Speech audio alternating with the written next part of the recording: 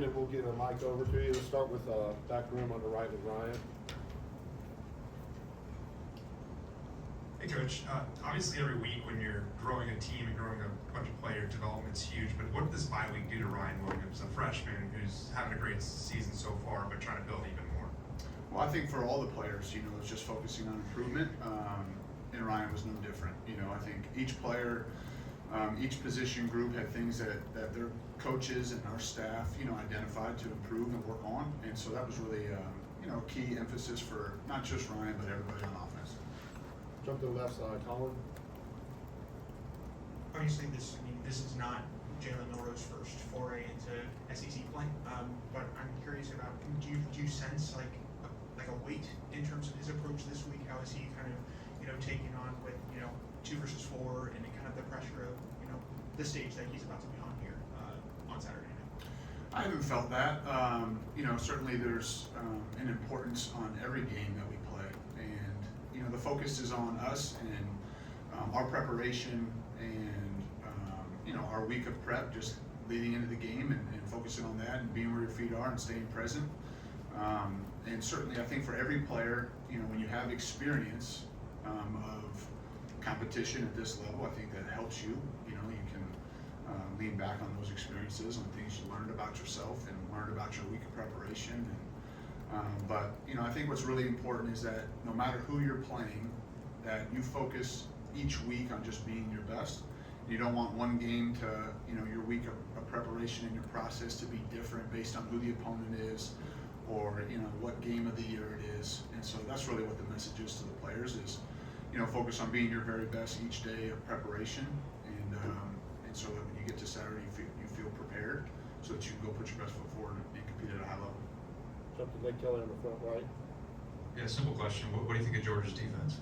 I think they're excellent. I think when you look at them, I think there's lots of things that stand out, but I think first and foremost they have quality players. I think at all 3 levels, long, fast, explosive players, and then on top of that, I think the coaching staff there does a fantastic job. They're excellent coaches. They have a great system in place. They have years together running that system, and so it's a great challenge. And they're excellent. Stay on the right side, Charlie. Sticking with that, they're number 1 in the country in pass defense. Just when you're watching film, then what stands out from their secondary? Well, I think anytime you talk about pass defense, I think it's a combination of the rushing coverage matching together and complementing one another. And so certainly, they do a nice job in that area. They play tight coverage, they mix up their defenses, and then they can rush and create pressure on the quarterback. And so I think both ends of their defense, the back end and the front end, do a good job of complementing one another and making that a challenge. Go to EG, Emily Grace right in front. Coach, we've talked a lot about sustaining long drives this season. Now against Georgia, without giving away too much of the game plan, what does it look like to do it against them? Well, I think it's just about execution. It's about us executing simple things well and being able to respond to whatever happens in the game. And so I don't think that that's different this week than it is in the past. Obviously, the opponent is excellent, and so the attention to detail and the focus gets heightened. But it's still about executing and doing the simple things really well. And that's what will show up on Saturday. And for both sides, is the team that executes the best will win the game. And that's what will ultimately decide who wins and loses. Back left, Steven. Coach, you mentioned Kendrick Law, just exceptional blocking last week. What have you seen Kobe Prentice throughout the bye week, get into this week, his progression? Yeah, I think Kobe's had great focus and he's been very intentional about taking advantage of the reps in practice and continuing to improve. I think Kobe's someone that's explosive with the ball, and he's had those moments throughout his career, and his attitude's been great. He's been practicing really hard. Left side to the chase. Malachi Starks, of course, one of the best safeties in the game. Could you, one, comment on what he brings to Georgia's defense, but also just generally position-wise, is it harder to account for a free safety in a game plan as opposed to maybe a pass rusher who you could game plan double teams for, et cetera? Well, I think the thing that stands out is his versatility as a player. He can play close to the line of scrimmage and he can play in the deep middle part of the field.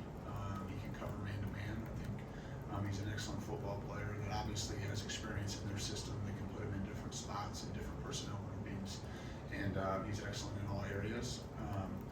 And so, you know, as far as accounting for those players, you know, I think that's always your challenge each and every week as you game plan is how to put your players in the best position and create the best advantages you possibly can based on who you're going against.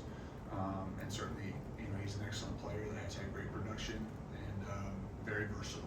You know, can play lots of different spots, lots of different techniques. He's a great player. Let's go to Kennington on the front right here.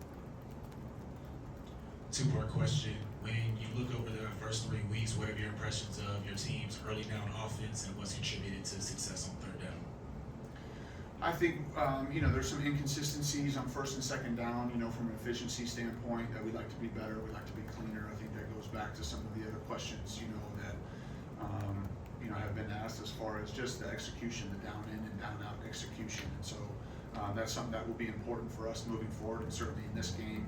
You know, I think the third down, the key there has been trying to stay away from some longer yardage situations. I think we've been in some manageable third downs, which, you know, the advantage starts to tilt towards the offense in those situations when you're not so predictable. So I think the guys have done a nice job, and obviously that challenge will be heightened on Saturday. Go to the left side, Tony. This is a team, I think it's only allowed one play of 20 yards through the air. Is that something that you kind of consider when you're game planning, or do you just kind of go with what you do and hope that you execute to the fullest? Well, the explosive play cut-up is not long, yeah, so that didn't take a very long time to watch. You know, I think what you're looking at is structure, you're looking at personnel, and you're trying to match, you know, things that you do to the challenges that they present. You know, I think that's what you're doing each and every week, and so, you know, certainly they've done a great job of that to this point, and, you know, it'll be important for us to execute at a high level on Saturday. All right, last question, we'll go to Travion back left. Coach Cap mentioned that the offensive line kind of took like a deep dive over the bye week and just review tape from the first 3 games. Can you just talk about that group as a whole, the continuity they've built, and being able to get some guys back and just getting that group together back as a whole, having that bye week off coming in the conference play. Can you just talk about that? Yeah, I think they've made strides for sure, you know, in the first 3 weeks. You mentioned the continuity.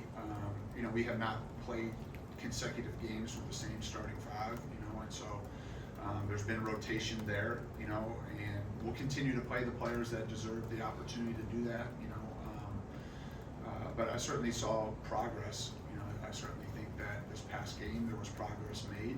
But we need that to continue, and not just for the offensive line, but for the other positions as well. You know, for each person, each position group to just, you know, continue to improve and hone in on your fundamentals, your techniques, your communication, all the different things that make, you know, units and position groups successful. And it you know, is certainly, when you're an offensive lineman, you have 5 guys that need to, you know, play as one.